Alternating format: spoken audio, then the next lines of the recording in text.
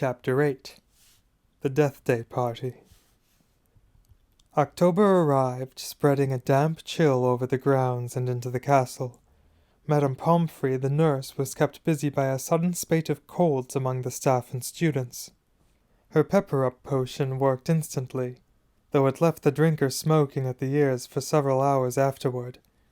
Ginny Weasley, who had been looking pale, was bullied into taking some by Percy. The steam pouring from under her vivid hair gave the impression that her whole head was on fire. Raindrops the size of bullets thundered on the castle windows for days on end. The lake rose, flower beds turned into muddy streams, and Hagrid's pumpkins swelled to the size of garden sheds. Oliver Wood's enthusiasm for regular training sessions, however, was not dampened, which was why Harry was to be found, late one stormy Saturday afternoon a few days before Halloween, returning to Gryffindor Tower, drenched to the skin, and splattered with mud. Even aside from the rain and wind, it hadn't been a happy practice session. Fred and George, who had been spying on the Slytherin team, had seen for themselves the speed of those new Nimbus 2001s. They reported that the Slytherin team was no more than 7 greenish blurs shooting through the air like missiles. As Harry squelched along the deserted corridor, he came across somebody who looked just as preoccupied as he was. Nearly Headless Nick, the ghost of Gryffindor Tower, was staring morosely out of a window, muttering under his breath. "Don't fulfill their requirements, half an inch if that." "Hello, Nick," said Harry. Hello, said Nearly Headless Nick, starting and looking round.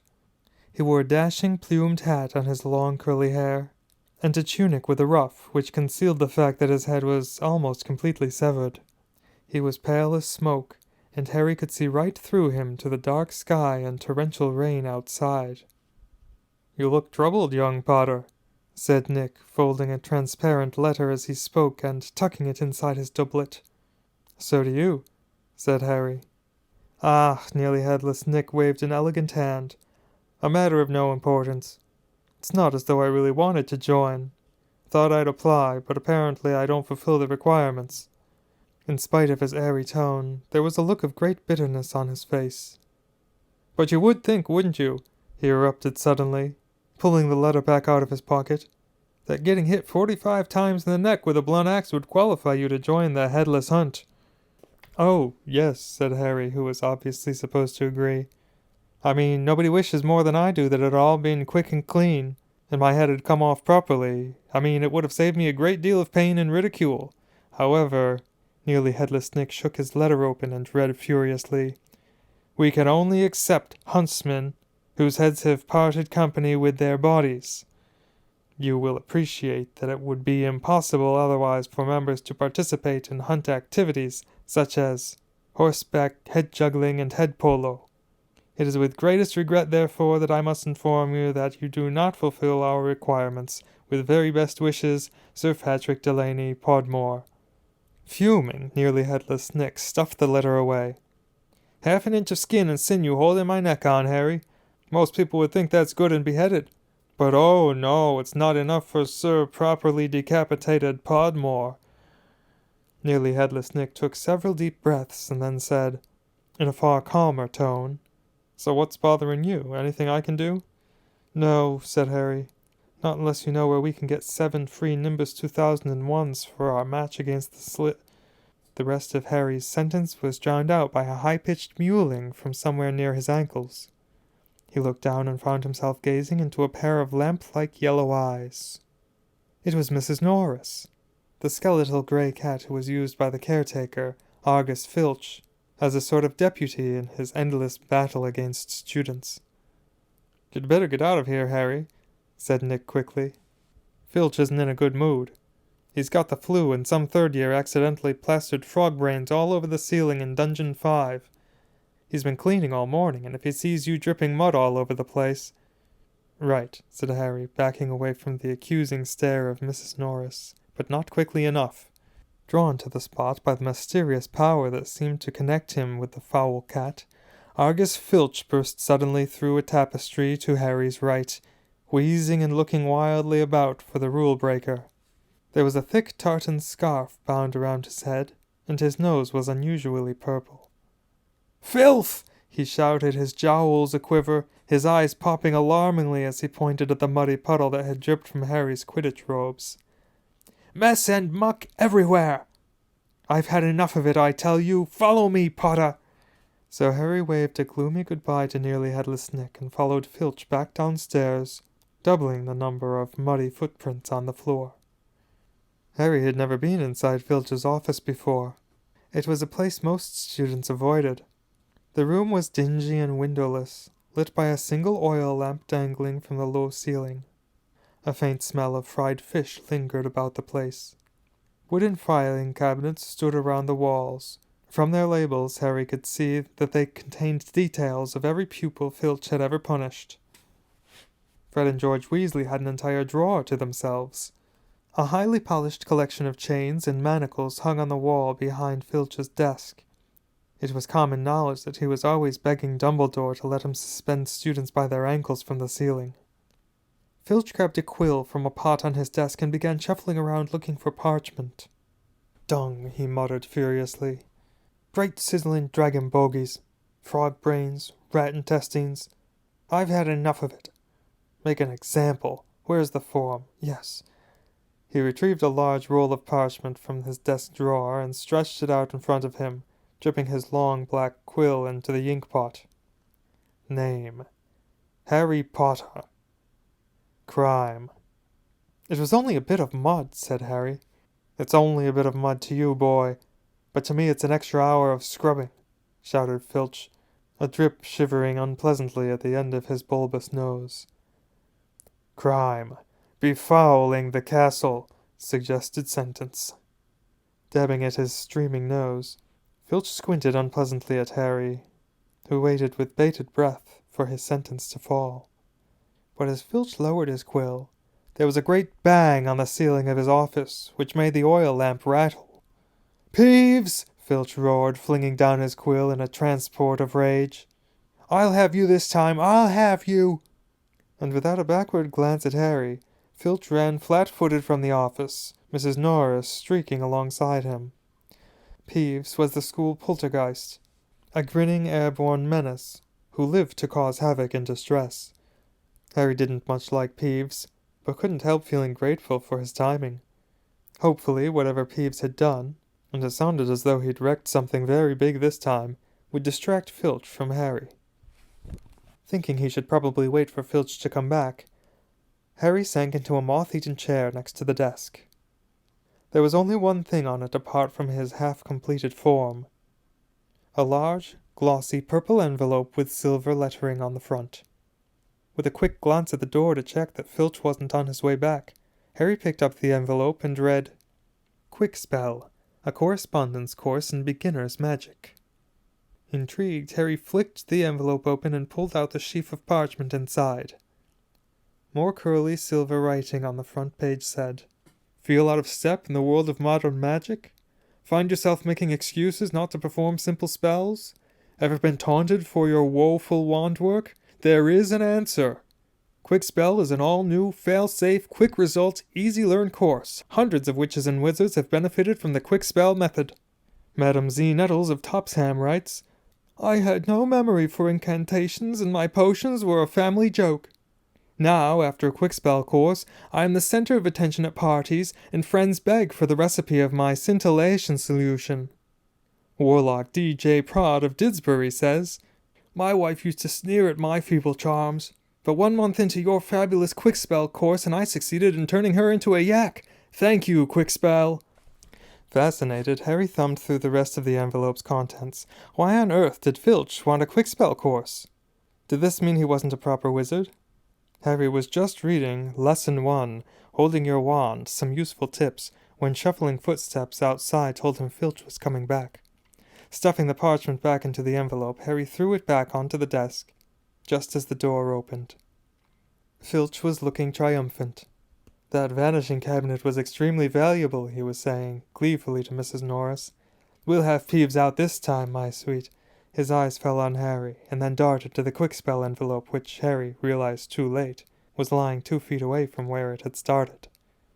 Filch's pasty face went brick red. Harry braced himself for a tidal wave of fury.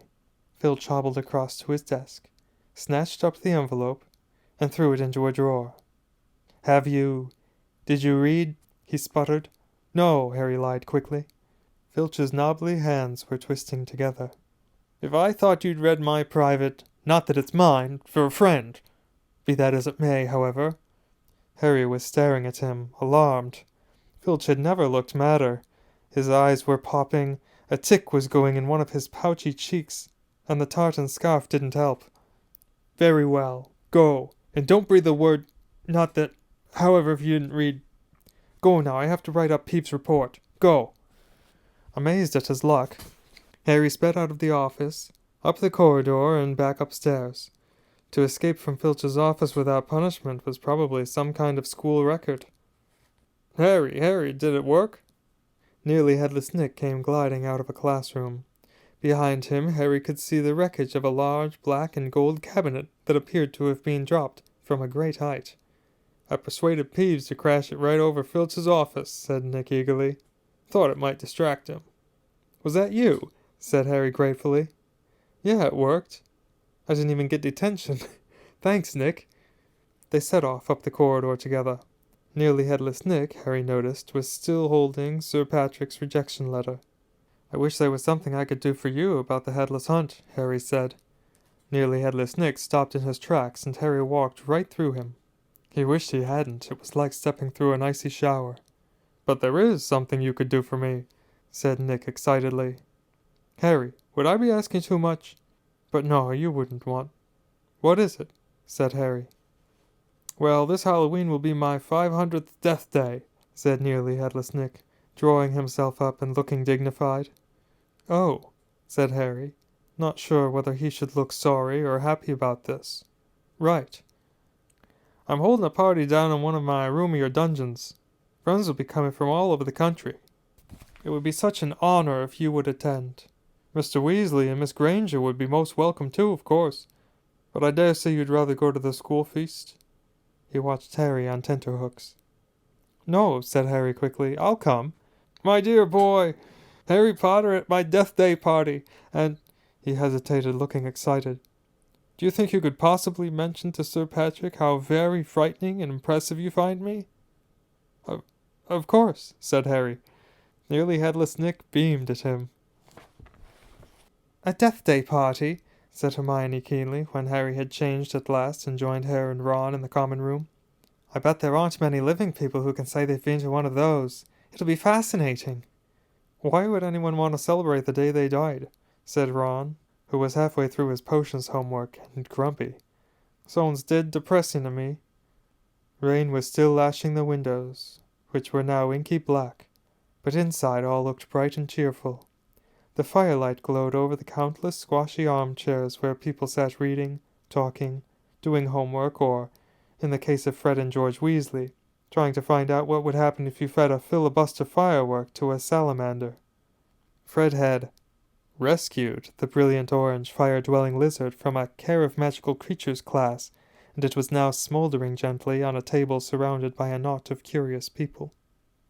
Harry was at the point of telling Ron and Hermione about Filch and the Quickspell course, when the salamander suddenly whizzed into the air, emitting loud sparks and bangs as it whirled wildly round the room.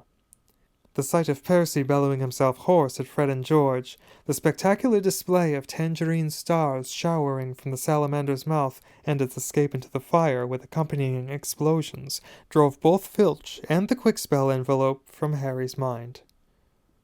By the time Halloween arrived, Harry was regretting his rash promise to go to the Death Day party.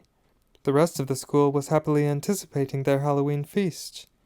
The great hall had been decorated with the usual live bats.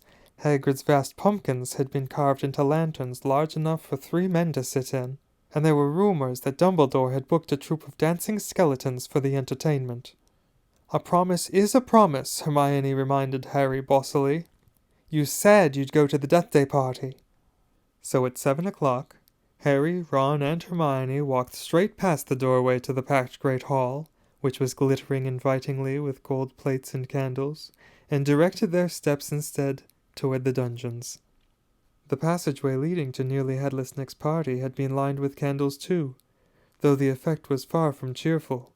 These were long, thin, jet-black tapers, all burning bright blue, casting a dim, ghostly light even over their own living faces. The temperature dropped with every step they took. As Harry shivered and drew his robes tightly around him, he heard what sounded like 1,000 fingernails scraping an enormous blackboard. "Is that supposed to be music?" Ron whispered. They turned a corner and saw Nearly Headless Nick standing at a doorway hung with black velvet drapes. "My dear friends," he said mournfully, "welcome, welcome, so pleased you could come." He swept off his plumed hat and bowed them inside. It was an incredible sight. The dungeon was full of hundreds of pearly white, translucent people, mostly drifting around a crowded dance floor, waltzing to the dreadful, quavering sound of 30 musical saws, played by an orchestra on a raised, black-draped platform. A chandelier overhead blazed midnight blue with 1,000 more black candles. Their breath rose in a mist before them. It was like stepping into a freezer. "Shall we have a look around?" Harry suggested, wanting to warm up his feet. "Careful not to walk through anyone," said Ron nervously, and they set off around the edge of the dance floor. They passed a group of gloomy nuns, a ragman wearing chains, and the fat friar, a cheerful Hufflepuff ghost, who was talking to a knight with an arrow sticking out of his forehead. Harry wasn't surprised to see that the Bloody Baron, a gaunt, staring Slytherin ghost covered in silver bloodstains, was being given a wide berth by the other ghosts. "Oh no," said Hermione, stopping abruptly. Turn back, I don't want to talk to Moaning Myrtle." "Who?" said Harry as they backtracked quickly. "She haunts one of the toilets in the girls' bathroom on the first floor," said Hermione. "She haunts a toilet?" "Yes, it's been out of order all year 'cause she keeps having tantrums and flooding the place. I never went in there anyway if I could avoid it. It's awful trying to have a pee with her wailing at you." "Look, food," said Ron. On the other side of the dungeons was a long table, also covered in black velvet. They approached it eagerly, but the next moment had stopped in their tracks, horrified. The smell was quite disgusting. Large, rotten fish were laid on handsome silver platters. Cakes, burned charcoal black, were heaping on salvers. There was a great maggoty haggis, a slab of cheese covered in furry green mold, and, in pride of place, an enormous grey cake in the shape of a tombstone, with tar-like icing forming the words, "Sir Nicholas de Mimsy Porpington, died 31st October, 1492. Harry watched, amazed, as a portly ghost approached the table, crouched low, and walked through it, his mouth held wide so that it passed through one of the stinking salmon. "Can you taste it if you walk through it?" Harry asked him. "Almost," said the ghost sadly as he drifted away. "I expect they've let it rot to give it a stronger flavor," said Hermione knowledgeably, pinching her nose and leaning closer to look at the putrid haggis. "Can we move? I feel sick," said Ron. They had barely turned around, however, when a little man swooped suddenly from under the table and came to a halt in mid-air before them. "Hello, Peeves," said Harry cautiously. Unlike the ghosts around them, Peeves the poltergeist was the very reverse of pale and transparent. He was wearing a bright orange party hat, a revolving bow tie, and a broad grin on his wide, wicked face. "Nibbles?" he said sweetly, offering them a bowl of peanuts covered in fungus. "No, thanks," said Hermione.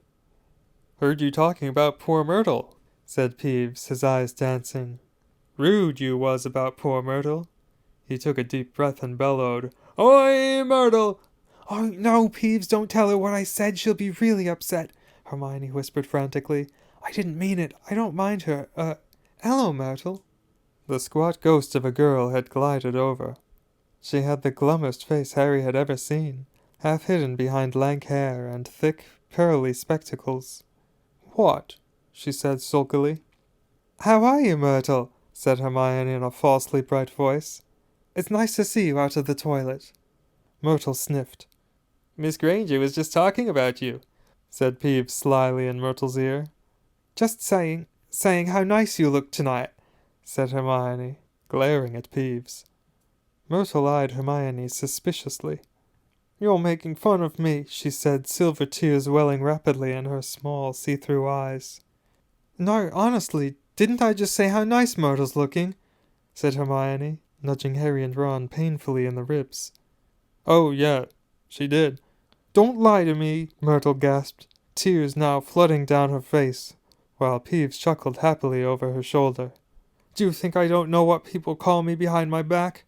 Fat Myrtle, ugly Myrtle, miserable, moaning, moping Myrtle." "You forgot Pimply," Peeves hissed in her ear. Moaning Myrtle burst into anguished sobs and fled from the dungeon. Peeves shot after her, pelting her with moldy peanuts, yelling, "Pimply, Pimply!" "Oh dear," said Hermione sadly. Nearly Headless Nick now drifted toward them through the crowd. "Enjoying yourselves?" "Oh yes," they lied. "Not a bad turnout," said Nearly Headless Nick proudly. "The Wailing Widow came all the way up from Kent. It's nearly time for my speech. I'd better go warn the orchestra." The orchestra, however, stopped playing at that very moment. They and everyone else in the dungeon fell silent, looking around in excitement, as a hunting horn sounded. "Oh, here we go," said Nearly Headless Nick bitterly. Through the dungeon wall burst a dozen ghost horses, each ridden by a headless horseman. The assembly clapped wildly. Harry started to clap too, but stopped quickly at the sight of Nick's face. The horses galloped into the middle of the dance floor and halted, rearing and plunging. At the front of the pack was a large ghost who held his bearded head under his arm, from which position he was blowing the horn. The ghost leapt down, lifted his head high in the air so he could see over the crowd, everyone laughed, and strode over to Nearly Headless Nick, squashing his head back onto his neck. "Nick!" he roared. "How are you? Head still hanging in there?" He gave a hearty guffaw and clapped Nearly Headless Nick on the shoulder. "Welcome, Patrick," said Nick stiffly. "Live uns," said Sir Patrick, spotting Harry, Ron, and Hermione, and giving a huge fake jump of astonishment, so that his head fell off again. The crowd howled with laughter. "Very amusing," said Nearly Headless Nick darkly. "Don't mind Nick," shouted Sir Patrick's head from the floor. "Still upset we won't let him join the hunt. But I mean to say, look at the fellow." "I think," said Harry hurriedly, at a meaningful look from Nick, "Nick's very, frightening and, "Ha!" yelled Sir Patrick's head. "Betty asked you to say that." "If I could have everyone's attention, it's time for my speech," said Nearly Headless Nick loudly, striding toward the podium and climbing into an icy blue spotlight. "My late lamented lords, ladies, and gentlemen, it is my great sorrow—" But nobody heard much more. Sir Patrick and the rest of the Headless Hunt had just started a game of head hockey, and the crowd were turning to watch. Nearly Headless Nick tried vainly to recapture his audience, but gave up as Sir Patrick's head went sailing past him to loud cheers. Harry was very cold now, not to mention hungry. "I can't stand much more of this," Ron muttered, his teeth chattering, as the orchestra ground back into action and the ghosts swept back onto the dance floor. "Let's go," Harry agreed. They backed toward the door, nodding and beaming at anyone who looked at them, and a minute later they were hurrying back up the passageway full of black candles. "Pudding might not be finished yet," said Ron hopefully, leading the way toward the steps to the entrance hall. And then Harry heard it. "Rip, tear, kill." It was the same voice, the same cold, murderous voice he had heard in Lockhart's office. He stumbled to a halt, clutching at the stone wall, listening with all his might, looking around, squinting up and down the dimly lit passageway. "Harry, what are you—" "Is that voice again? Shut up a minute." "So hungry. For so long." "Listen," said Harry urgently, and Ron and Hermione froze, watching him. "Kill. Time to kill." The voice was growing fainter. Harry was sure it was moving away. Moving upward. A mixture of fear and excitement gripped him as he stared at the dark ceiling. How could it be moving upward? Was it a phantom, to whom stone ceilings didn't matter? "This way!" he shouted and began to run, up the stairs, into the entrance hall. It was no good hoping to hear anything here. The babble of talk from the Halloween feast was echoing out of the great hall. Harry sprinted up the marble staircase to the first floor, Ron and Hermione clattering behind him. "Harry, what are we—" "Shh!" Harry strained his ears. Distantly, from the floor above, and growing fainter still, he heard the voice. "I smell blood. I smell blood." His stomach lurched. "It's going to kill someone!" he shouted, and ignoring Ron's and Hermione's bewildered faces, he ran up the next flight of stairs, 3 at a time, trying to listen over his own pounding footsteps. Harry hurtled around the whole of the second floor, Ron and Hermione panting behind him, not stopping until they turned a corner into the last deserted passage. "Harry, what was that all about?" said Ron, wiping sweat off his face. "I couldn't hear anything." But Hermione gave a sudden gasp, pointing down the corridor. "Look!" Something was shining on the wall ahead. They approached slowly, squinting through the darkness. Foot-high words had been daubed on the wall between 2 windows, shimmering in the light cast by the flaming torches. "The Chamber of Secrets has been opened. Enemies of the air, beware." "What's that thing hanging underneath?" said Ron, a slight quiver in his voice. As they edged nearer, Harry almost slipped. There was a large puddle of water on the floor. Ron and Hermione grabbed him, and they inched toward the message, eyes fixed on the dark shadow beneath it. All 3 of them realized what it was at once, and leapt backward with a splash. Mrs. Norris, the caretaker's cat, was hanging by her tail from the torch bracket. She was stiff as a board, her eyes wide and staring. For a few seconds they didn't move. Then Ron said, "Let's get out of here." "Shouldn't we try and help?" Harry began awkwardly. "Trust me," said Ron. "We don't want to be found here." But it was too late. A rumble as though of distant thunder told them that the feast had just ended. From either end of the corridor where they stood came the sound of hundreds of feet climbing the stairs, and the loud, happy talk of well-fed people. Next moment, students were crashing into the passage from both ends. The chatter, the bustle, the noise died suddenly as the people in the front spotted the hanging cat.